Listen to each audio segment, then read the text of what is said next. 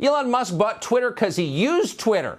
It's as simple as that, and he was infuriated by Twitter's effort to silence people on the internet. That's how strongly he believed in free speech. He paid $44 billion and immediately lost tens of billions of dollars doing it. And when he took over and looked behind the curtain, he discovered Twitter was really a tool of the global intel agencies to spy on people and emit propaganda. Here it is. You bought Twitter famously. You've got a lot of other businesses and a lot going on. Yes. You said you bought it because you believe in speech, free speech. You've had a lot of hassle since you bought it. In retrospect, was it worth buying it? I mean, it remains to be seen as to whether this was financially smart. Currently, it is not. We just revalued the company at less than half of the acquisition price. Did you really? Yes. Sorry. No, my timing was terrible for when the offer was made, because it was right before advertising plummeted, and you caught the high water mark, I noticed. Yeah. So I must be a real genius here. My timing is amazing, since I had bought it for at least twice as much as it should have been bought for. But some things are priceless, and so whether I lose money or not, that is a secondary issue compared to ensuring the strength of democracy, and free speech is the bedrock of a functioning democracy. Yes. And the speech needs to be as transparent and truthful as possible. So we've got a huge push on Twitter to be as truthful as possible. We've got this community notes feature, which is great. It is great. It is awesome. Yeah. And it's like... I saw it this morning. Yeah. It was far more honest than the New York Times. It's great. Yeah. We put a lot of effort to ensuring that community notes does not get gamed or have biases. It is simply cares about what is the most accurate thing. And sometimes truth can be a little bit elusive, but you can still aspire to get closer to it. Yes. And so, and I think the effect of community notes is more powerful than people may realize, because once people know that they could get noted, community noted on Twitter, then they'll think more carefully about what they say. They are likely. Basically, it's an encouragement to be more truthful and less deceptive. When you jumped into this, though, when you bought it, did you understand? Well, clearly you understood its importance. You wouldn't have bought it. Twitter, yes. Right. But it's not the biggest, but it's the most important in the social media companies. But did you understand the kind of ferocity you'd be facing, the attacks you'd be facing from power centers in the country? I thought there'd probably be some negative reactions, yes. So I'm sure everyone would not be pleased with it. But at the end of the day, if the public is happy with it, that's what matters.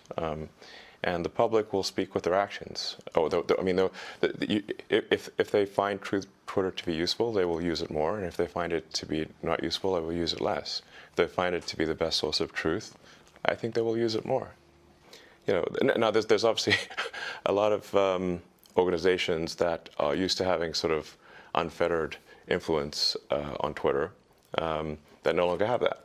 Well, you stripped the New York Times of their badge this morning, and then you called them diarrhea. You called them. You did. I'm just quoting you. You described their Twitter feed as diarrhea. I said it was the Twitter equivalent of diarrhea. Okay, it's not literally diarrhea, but no, it's it's a metaphor, but an accurate one. So, I mean, if you look at at NY Times Twitter feed, it's unreadable. It's like, because what they do is they tweet every single article, even the ones that are boring, even ones that don't make it into the paper. So it's just nonstop, zillion tweets a day with no. They really should just be saying, like, what are the top tweets? Yes. Like, what are the big stories of the day? I don't know. Put out like 10 or something. Some number that's manageable. As opposed to right now, if you were to follow NY Times on Twitter, you're going to get barraged with like hundreds of tweets a day. Yeah. And your whole feed will be filled with NY Times. So. This is something I would recommend actually for all publications, which is for your primary feed, only put out your best stuff. I think I know a thing or two about how to use Twitter because I was the most interacted with account on the whole system before the acquisition. Before the acquisition closed, I didn't have the most number of followers, but I had the most number of interactions, and so I clearly know something about how to use Twitter. People's attention is limited, so just make sure you put the stuff that's most important there. So because you and people like you do interact on Twitter, it's obviously enormously powerful in shaping public opinion. It's where a lot of ideas and trends are incubated. Yeah. That's why you Absolutely. bought it. It's also a magnet for intel agencies from around the world. And yes. One of the things we learned after you started opening the books is that they were exerting influence from within Twitter. I mean, it was absurd. Did you know that going in? No. Since I've been a heavy Twitter user since 2009, it's sort of like I'm in the matrix. I mean, I can see like do things feel right? Do they not feel right? What tweets am I being shown as recommended? I get a feel like what accounts are making comments. Where are the comments eerily similar? Yeah. And then you look at the account, and it's just obviously a fake photo, and it's just obviously a bot cluster Yes. over and over again. So I started to get like just more and more uneasy about the Twitter situation. I was starting to feel like something's wrong in the state of Denmark here. Something feels wrong about the platform. It seemed to be just drifting in a.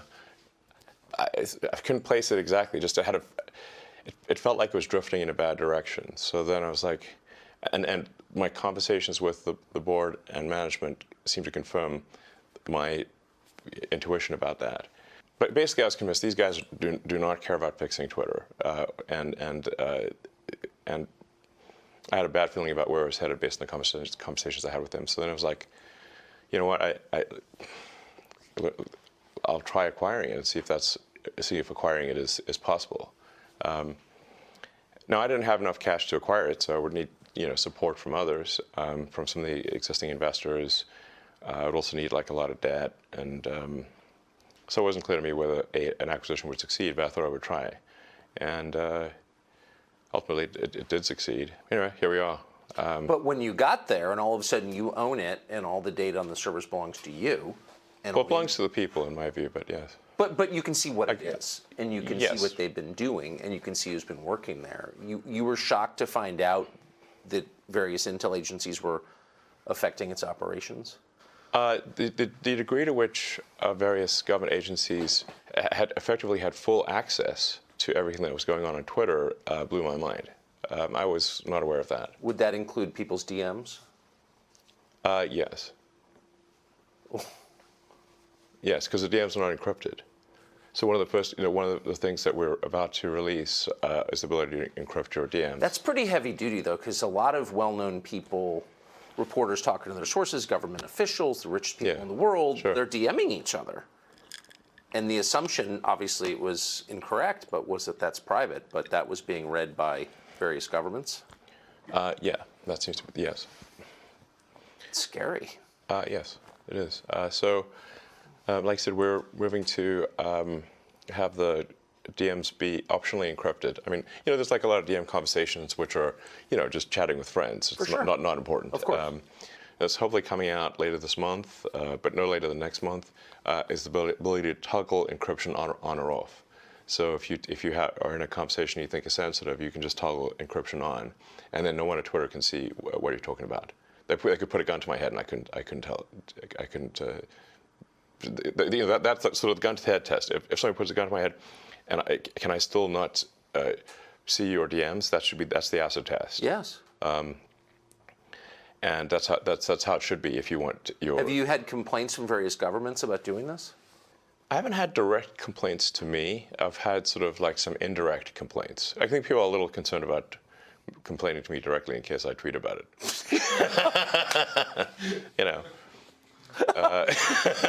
They're like, uh-oh. So they sort of tend to be more roundabout than that. I mean, if I got something that was unconstitutional from the U.S. government, my reply would be to send them a copy of the First Amendment and just say, like, what part of this are we getting wrong?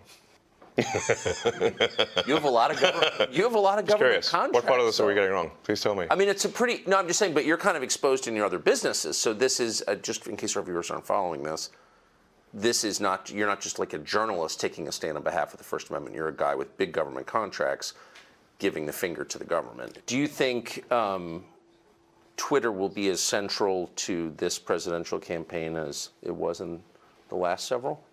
I think it will play a significant role in elections, not just domestically, but internationally.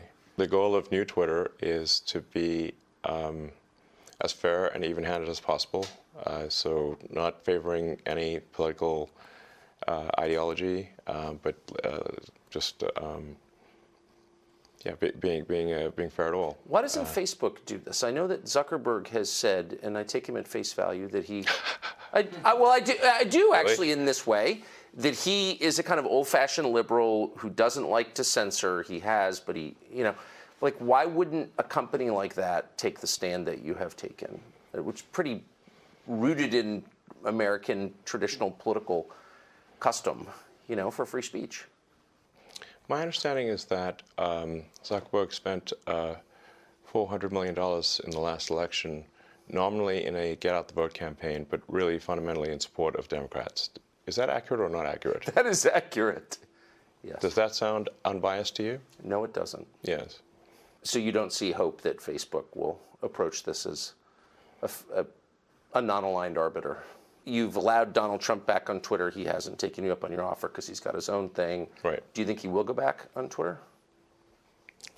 Well, that's obviously up to him.